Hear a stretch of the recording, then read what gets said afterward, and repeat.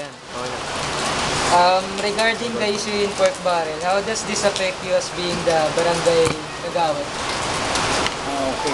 So regarding sa pork barrel, as a barangay official ng dito sa barangay natin, hindi masyadong naapektuhan, regarding sa pork barrel. Kasi ang barangay is the smallest part, the smallest political department of the government. So hindi naman nagkakaroon ng pork barrel ang barangay official. So in the first place, ang budget ng barangay ay nanggagaling mismo sa Office of the Mayor. So sila ang nag-aalat kung magkano ang budget per barangay. So bawat barangay, may kanya-kanyang project yan.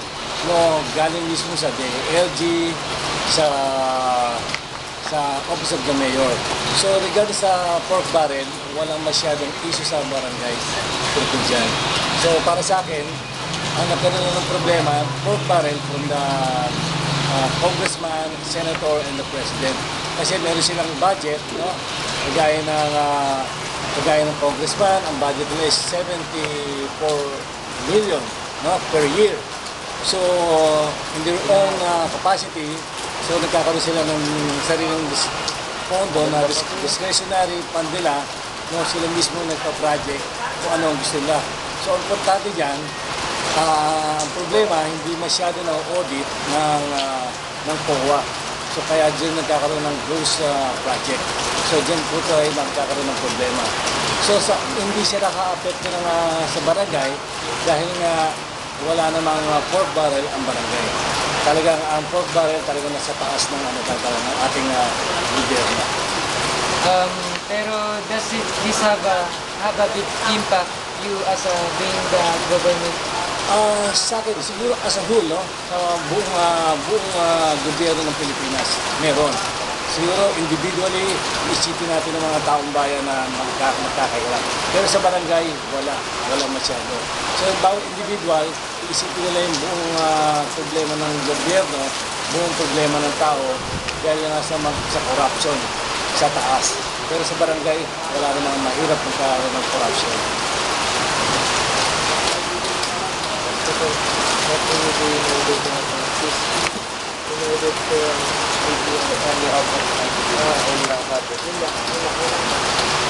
Tapos may isa pa, di ba? May isa pa ba tanong? Lahat na tayo doon. No? Dali. Sabay na. Hindi, ako isa pa may siya. Ano mo muna? Sir, good morning po. What do you do in order to have peace and order in your area of occupation? Actually, as a barangay official, bago pumasok doon sa barangay na yan, tatlong gusto ng tao. Number 1 is yung cleanliness and beautification. Number 2, yung services ng tao. Number 3 is peace and order. So, kung sa peace and order, ginagawa namin ito, nagkakaroon kami ng 24/7, na meron kami mga tanod.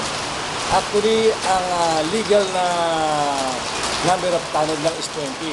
So, ang ginawa ng ating barangay, dinagdagan namin ng more than 20 na tinatawag na voluntary tanod.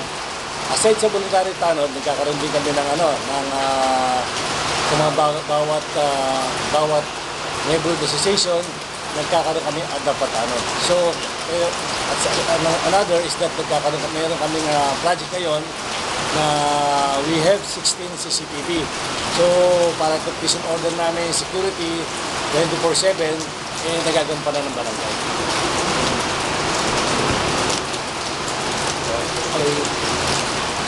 Tama ba? One of the major problem in our society nowadays is the severe problem in our environment.